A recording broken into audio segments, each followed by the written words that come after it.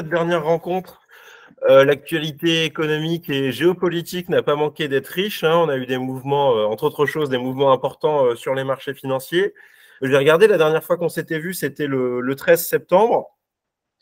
Et depuis, on a eu donc vraiment des mouvements brutaux sur les marchés financiers, et notamment une très forte hausse des taux longs, hein. Quand on s'est vu, le taux à 10 ans américain, il était autour de 4,2%. Et là, en intervalle d'un mois, il a touché le seuil symbolique des 5%. Donc, ça veut dire qu'il a fait presque 70 points de base en un seul mois. Et donc, un mouvement de hausse de taux très important qui n'a pas non plus épargné l'Europe, puisqu'en France, on a un taux long à 10 ans qui a fait, lui, plus 30 points de base. Donc, des mouvements brutaux, des mouvements y compris aussi du côté des marchés actions, puisque en parallèle, en miroir, hein, de cette hausse de taux, on a une baisse des indices actions, un CAC 40 qui fait moins 5% et un Nasdaq qui subit un recul similaire. Donc, des mouvements importants sur les marchés financiers. En plus de cela, pour couronner le tout, on a eu, comme vous le savez tous, une nouvelle flambée de violence au Moyen-Orient, en Israël et en Palestine, qui a, entre autres conséquences et au-delà du bilan humain, bien entendu, qui soulève des inquiétudes vis-à-vis de la trajectoire des prix de l'énergie et notamment des prix du pétrole. Donc ce matin, je vous propose de passer rapidement en vue ces éléments en se concentrant avant tout sur la récente hausse des taux longs, parce que pour moi, c'est ce qui permet d'expliquer le mieux les développements conjoncturels des 3 dernières semaines. Donc je le disais, les taux longs, ils ont fortement augmenté. Sur le graphique de gauche, je vous présente ces taux longs. Donc quand je parle de taux longs, entendons-nous, je parle des taux souverains à 10 ans. C'est les rendements obligataires des obligations souveraines. Donc pour être plus simple, hein, c'est le taux d'intérêt que payent les États quand ils s'endettent. Et donc, théoriquement, c'est un taux sans risque. C'est le taux qui sert d'étalon à tous les autres acteurs. C'est-à-dire qu'en France, théoriquement, il n'y a aucun acteur qui se finance à un taux inférieur au taux à 10 ans français. Donc, quand le taux à 10 ans de la France augmente, le taux souverain, ça veut dire que le taux de tous les autres acteurs augmente. Donc, ces taux, comme vous le voyez sur le graphique, là, qui est sur longue période, puisqu'on commence au début des années 2000, ils ont fortement augmenté et on retrouve des niveaux qu'on n'avait pas vus depuis la grande crise financière de 2007-2008. Hein. Comme je disais encore une fois, a touché les 5%, ça c'est des niveaux qu'on n'avait pas vus depuis presque 16 ans. Donc vraiment un mouvement de hausse brutale, on a pu parler de sell-off, de vente massive, hein, ou de mini-crack obligataire. Et la question, c'est de savoir pourquoi on a eu cette hausse. Alors pourquoi on a eu cette hausse? Si je devais le résumer en une phrase, c'est parce que les investisseurs intègrent peu à peu l'idée d'une politique monétaire américaine plus durablement restrictive alors que l'activité résiste. Donc ça, c'est le résumé en une phrase, mais je vais détailler ma pensée en vous invitant à regarder d'abord le graphique de droite. Alors ce graphique, je vous l'ai déjà présenté la dernière fois, hein, c'est un indice de surprise économique qui mesure l'écart entre les attentes des économistes et les chiffres tels qu'ils sont effectivement publiés. Là, on considère les États-Unis en rouge, la Chine en bleu et la zone euro en gris. Et donc, lorsque ce chiffre est positif, ça veut dire qu'on a des surprises positives. Et lorsque c'est négatif, c'est l'inverse. Et la dernière fois qu'on s'était vu, je mettais en avant la divergence entre les États-Unis et la zone euro. Eh bien, cette divergence, elle a perduré. Et elle a même plus que perduré, parce que si on regarde en détail les données, on voit vraiment qu'on a une conjoncture américaine qui évolue de manière presque inverse à celle de la zone euro. Hein. En zone euro, le ralentissement est patent. En revanche, aux États-Unis, on a une demande interne qui tient bien et qui a même accéléré au troisième trimestre. Donc, on va d'abord regarder ce qui s'est passé en zone euro au cours des dernières semaines. Donc, la zone euro, elle fait face à un triple choc. Elle fait face à un ralentissement de sa demande externe, avec notamment les difficultés de la Chine. Hein. Ce ralentissement de la demande externe, il affecte en particulier l'industrie, et notamment l'industrie allemande. Elle fait aussi face à une inflation élevée qui a réduit le pouvoir d'achat des ménages et donc qui a affecté la demande. Et enfin, elle fait face au durcissement des conditions de financement. Hein. Vous le savez, les taux ont fortement augmenté. Et ça, on le voit dans les indicateurs. Et là, sur cette diapositive, je vous ai présenté 2 indicateurs qui ont été publiés hier. 2 indicateurs d'enquête, en l'occurrence. Le graphique de gauche, c'est un indicateur d'enquête auprès des directeurs d'achat. On parle d'une enquête PMI. C'est une enquête qui est vraiment très suivie par les marchés, hein, qui est publiée tous les mois, et à l'occasion de laquelle on demande à des directeurs d'achat comment ils pensent que l'activité a évolué au cours du dernier mois. Donc, si c'est inférieur à 0, ça veut dire que l'activité a reculé. Si c'est au-dessus de 0, ça veut dire que l'activité a progressé. Et là, on considère le secteur manufacturier, donc l'industrie, les services, et puis la moyenne des deux, c'est la courbe rouge. Et si on regarde cet indicateur d'enquête, on voit qu'on est sur des niveaux négatifs depuis le début de l'année et sur des niveaux qu'on n'avait pas vus depuis les précédents épisodes de crise, hein. Hormis le Covid, on n'avait pas vu ces niveaux depuis la crise des dettes souveraines, donc au tournant des années 2012. Et si on regarde plus en détail ces enquêtes, eh bien, ce que nous rapportent les directeurs d'achat du secteur des services ou du secteur manufacturier, c'est un fort recul de la demande. Donc vraiment une activité qui pâtit de l'affaiblissement de la demande et qui pâtit aussi du durcissement des conditions de financement. Puisque l'autre enquête qui a été publiée hier, c'est l'enquête de la BCE auprès des banques, on appelle ça le Bank Lending Survey, et c'est une enquête trimestrielle cette fois-ci où la BCE demande aux banques comment elles pensent que la demande de prêt des entreprises a évolué au cours du dernier trimestre et comment les conditions d'octroi ont évolué. Et si vous voyez, c'est sur le graphique de droite, donc la courbe rouge, c'est la demande, et bien on a un recul de la demande qui est inégalé depuis, cette fois-ci, la crise de 2008-2009. Donc ça, c'est de mauvaise augure pour l'investissement. Et en ce qui concerne les conditions d'octroi, cette fois-ci, c'est la courbe grise. Vous voyez que les conditions d'octroi, elles sont en négatif. Ça veut dire que les conditions d'octroi se durcissent. Donc, un ralentissement qui est patent et finalement une politique monétaire qui joue son rôle, hein, qui joue peut-être même son rôle mieux qu'anticipé, puisque de l'aveu même des banquiers centraux, les effets de la hausse des taux sur le canal du crédit, sur le prêt bancaire, sont plus importants et plus rapides que lors des précédents épisodes de resserrement monétaire. Donc la politique monétaire joue son rôle et la BCE a presque, enfin en a fini, hein, c'est en tous les cas ce qui ressort de la dernière réunion, puisque donc cette réunion qui s'est tenue le lendemain, je crois, de notre précédent meeting, eh bien lors de cette réunion, la BCE a plus ou moins annoncé que les taux directeurs avaient atteint le point culminant, avaient atteint ce qu'on appelle le taux pivot. En fait, pour être exact, je vais vous lire le communiqué de la BCE, pas en entier, hein, je vous rassure, mais lors du communiqué, la BCE a déclaré que les taux d'intérêt ont atteint des niveaux qui, maintenus pendant une durée suffisamment longue, contribueront au retour au plus tôt de l'inflation au niveau de l'objectif. Donc on voit là, on a deux messages de la part de BCE. D'abord, donc le point culminant des taux a été touché. Donc en l'occurrence, il s'agit de 4% pour le taux de dépôt. Et le deuxième message, c'est que les taux vont rester sur des niveaux restrictifs pendant suffisamment longtemps. Donc, les taux ont atteint le point culminant, mais les conditions de financement vont rester restrictives. Alors, pourquoi les taux ont atteint le point culminant? Je l'ai dit, parce que l'activité ralentit. Mais pourquoi la BCE ne va pas relâcher la pression tout de suite? Eh bien, parce qu'on a une inflation qui reste élevée. L'inflation, je vous ai mis sur le graphique de gauche. Hein, c'est un graphique que je vous avais déjà présenté la dernière fois, donc on n'a qu'un point de plus, mais je vais réinsister sur le même message que la dernière fois. C'est que l'inflation totale, elle a diminué, elle a atteint son pic, c'est indéniable. Aujourd'hui, pour la zone euro, par exemple, la croissance annuelle des prix, elle est de 4,3% en septembre. Cependant, si on regarde l'inflation sous-jacente, c'est-à-dire l'inflation hors énergie et alimentation, qui est censée refléter au mieux les tendances profondes de l'économie et donc les tendances profondes des prix, eh bien, on a une inflation sous-jacente qui est à 4,5%, un niveau qui est toujours trop élevé, une inflation donc qui est plus endogène, plus domestique et qui explique pourquoi la BCE ne veut pas relâcher la pression. Donc voilà pour la BCE, le point culminant a été touché, l'activité ralentit fortement, mais la BCE va maintenir encore la pression pendant quelques temps et c'est pour ça que les perspectives d'activité en zone euro restent dégradées, hein. Nous, en clair, on pense qu'on a encore quelques trimestres difficiles devant nous pour la zone euro et on n'est pas les seuls puisque c'est plutôt l'avis du consensus. À ce sujet, d'ailleurs, il y a l'Allemagne là, qui a peu de temps, il y a quelques semaines, qui a présenté son projet de budget pour 2023 et elle prévoit une récession pour 2023. Donc, pour être précis, donc ces taux, ils vont être maintenus. Nous, on pense qu'ils vont être maintenus jusqu'à l'été 2024 et c'est aussi le consensus de marché, hein. C'est ce que je vous montre sur le graphique de droite. La courbe grise, donc c'est la trajectoire des taux telle qu'on la prévoit, nous, à la salle. Et puis, la courbe rouge, c'est les anticipations de marché. Là, bon, c'est au 6 octobre. Et on voit que les marchés prévoient eux aussi des premières baisses à partir de l'été. Donc, une BCE qui va baisser ses taux à partir de l'été, 2 à 3 baisses en 2024 selon les anticipations de marché.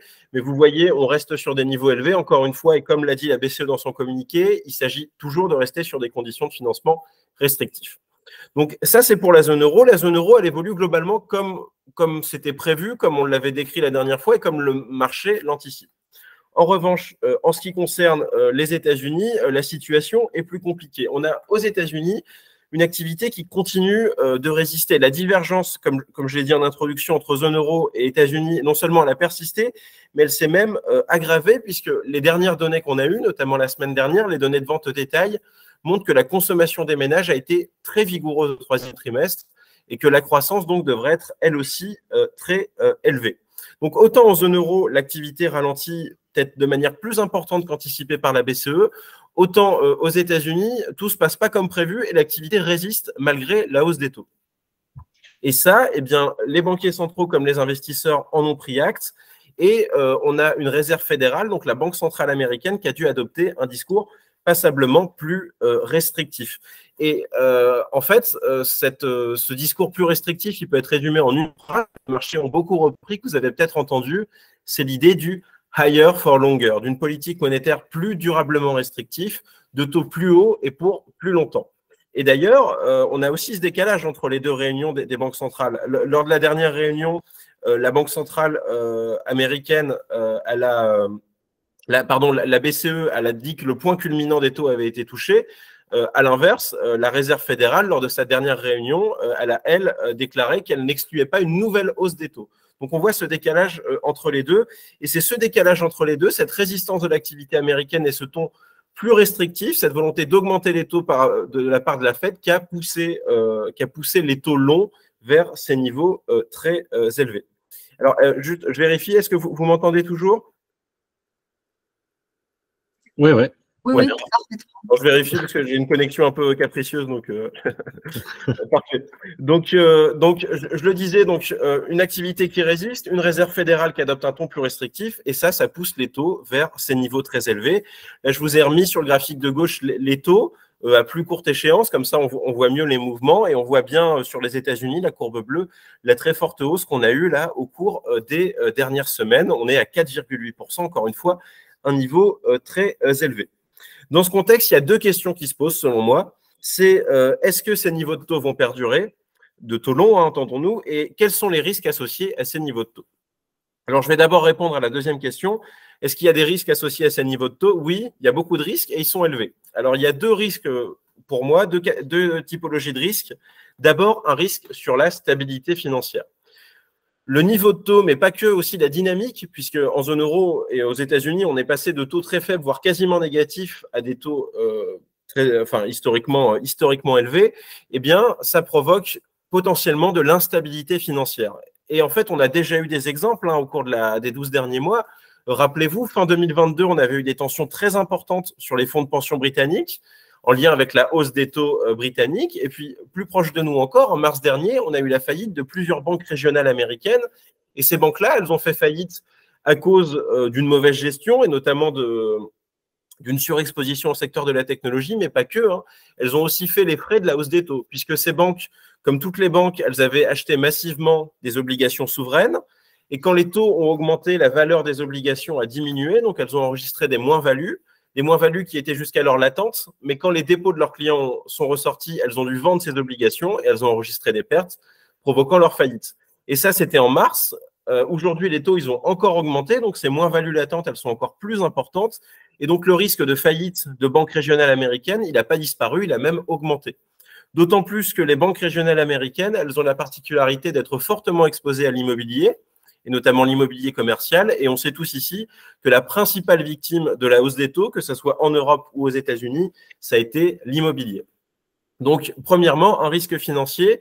Alors, le risque financier, il est surtout concentré sur les États-Unis, au niveau des banques, puisqu'il y a vraiment un différentiel en termes de supervision. En ce qui concerne, par exemple, les moins-values des obligations, des moins-values latentes, en Europe, toutes les banques doivent comptabiliser ces moins-values, donc doivent provisionner ces moins-values, alors qu'aux États-Unis, il n'y a que les grosses banques qui doivent provisionner ces moins-values, et c'est pour ça qu'on a pu avoir ces épisodes de faillite. Donc, un risque sur la stabilité financière, et puis un deuxième risque aussi, un risque sur la soutenabilité des finances publiques. Et ça, on a eu un exemple assez parlant au cours des dernières semaines, là aussi, c'est avec l'Italie.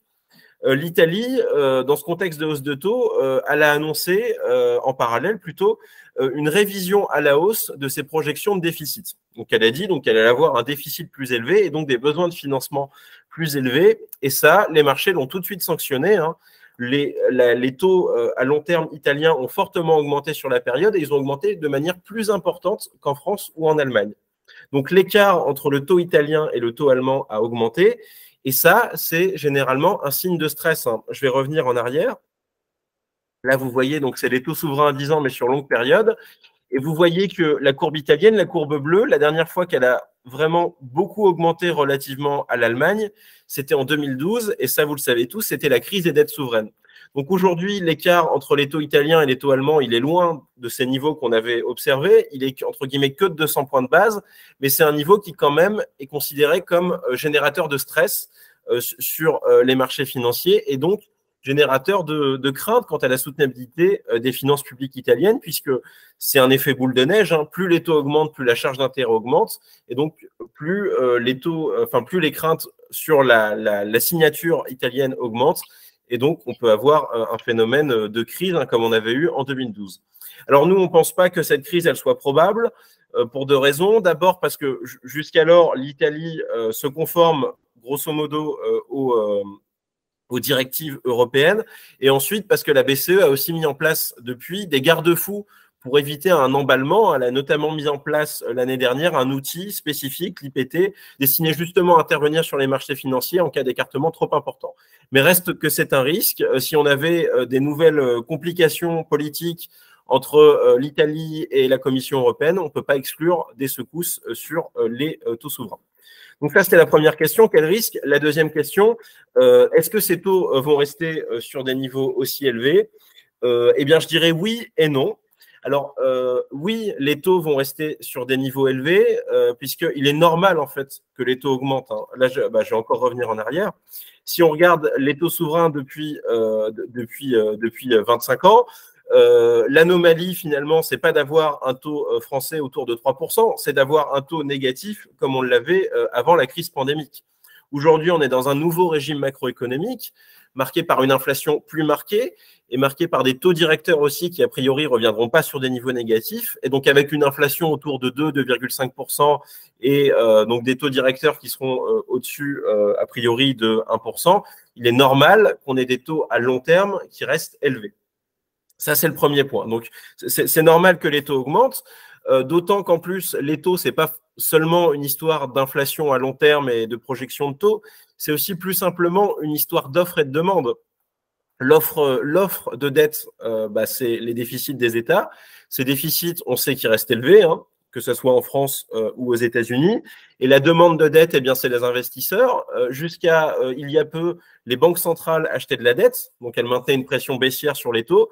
Aujourd'hui, les banques centrales, elles n'en achètent plus, elles vendent en fait les actifs qu'elles détenaient jusque-là, et donc la pression sur les taux augmente. Donc oui, c'est normal que les taux soient élevés, et oui, les taux vont rester sur des niveaux élevés. Après, nous, on pense que le dernier mouvement de hausse qu'on a eu là au cours des dernières semaines, il est excessif, et donc que les taux vont plutôt avoir une tendance baissière, c'est-à-dire qu'on va rester sur des niveaux élevés, mais pas à 5% pour les États-Unis, pas à 3,5% pour la France, parce que cette dernière jambe de hausse, elle traduit cet emballement par rapport à la Réserve fédérale et par rapport à la résistance de la croissance américaine.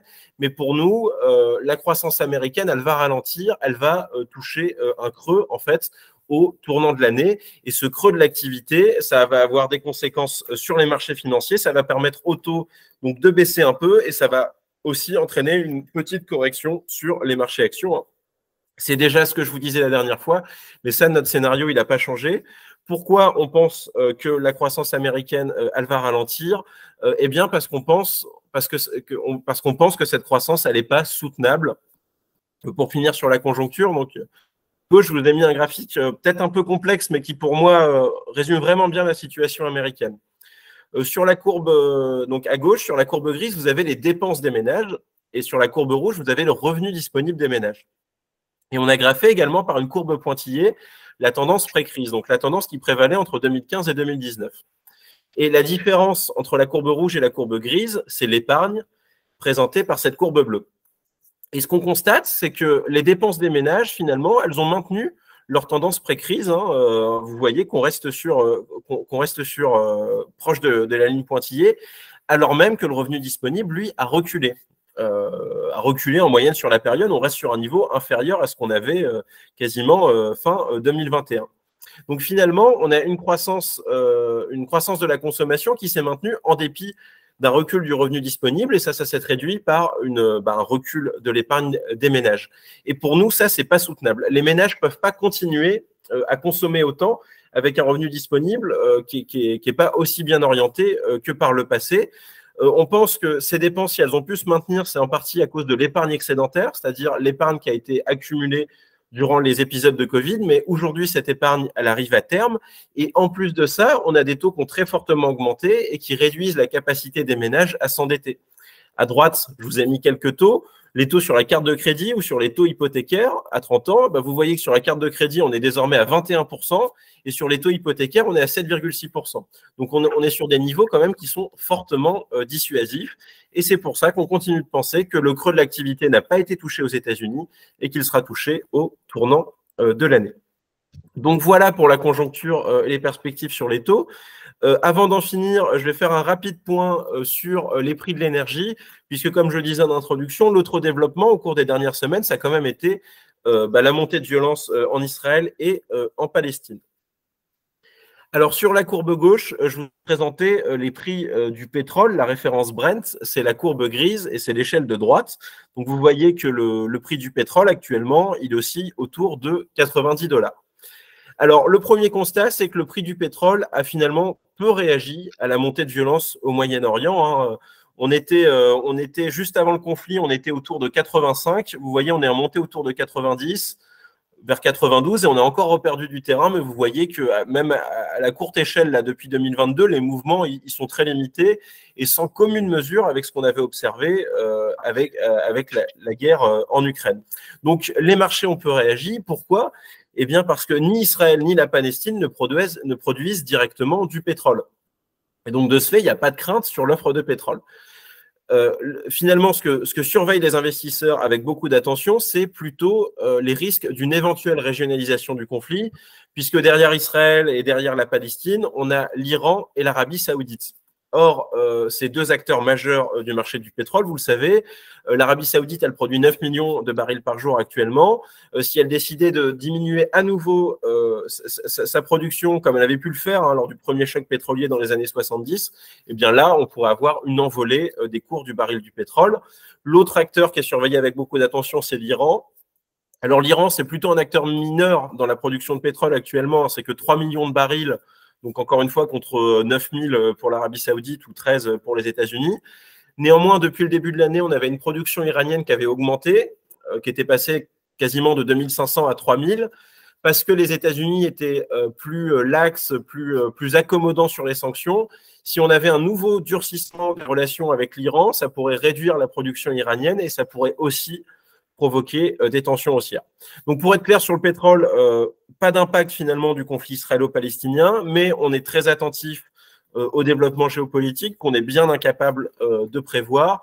Et puis, si on s'inscrit sur une tendance un peu plus longue sur le pétrole, nous, on pense qu'on va plutôt être sur une tendance baissière au cours des trimestres à venir parce que, encore une fois, on prévoit un ralentissement, un creux de l'activité américaine.